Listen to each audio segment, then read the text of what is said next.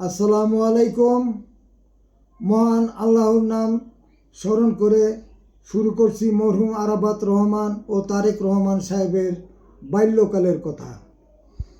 জনাব তারেক রহমান সাহেবকে যখন আমি স্কুলে পৌঁছে দিতাম, তখন আমি মনে মনে ভাবতাম এই ছেলেটি কোনোদিন বাংলাদেশের নেতৃত্ব দিবেন।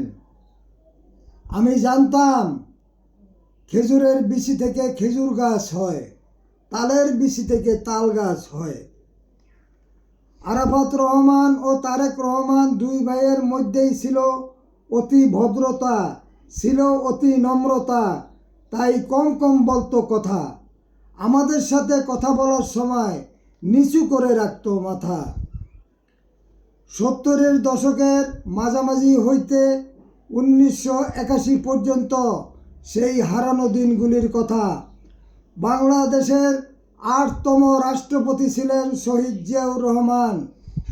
মেজর হাফিজউদ্দিন স্যার অনেক পূর্ব থেকেই ছিলেন বিশ্বস্ত ও দায়িত্ববান, তাই জিয়াউর রহমান সাহেবের পিএসের দায়িত্ব তিনি পান। 8ম ইস্ট বেঙ্গল রেজিমেন্টের কমান্ডিং অফিসার ছিলেন লেফটেন্যান্ট কর্নেল রেজাউর রহমান। জিয়াউর রহমান সাহেবের বাংলোতে ঘাট পাঠান রেজাউর রহমান। আমরা ঘাট কমান্ডারের দায়িত্বে ছিলাম সার্জেন্ট তোফাজ্জল সহ আমি, কর্পোরাল আব্দুর রশিদ খান। সকল ঘাটদের দায়িত্বে ছিলেন সুবেদার সুলতান। তারেক রহমান সাহেবকে স্কুলে পৌঁছে দেওয়ার দায়িত্ব ছিল কর্পোরাল মোস্তফার। মরহুম খালেদা জিয়া মানবতার মা, আমাদের ভালো মন্দের খবর নিত যখন তখন। মানবতার মা মরহুম খালেদা জিয়া ও মরহুম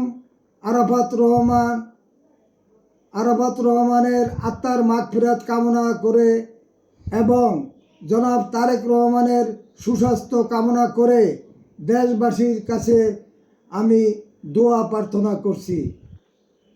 আমার বয়স 79 বছর। কোনো একদিন এই পৃথিবী ছেড়ে আমিও চলে যাব, তবে কি আমার কথাগুলি হারিয়ে যাবে? খোদা হাফেজ, খোদা হাফেজ।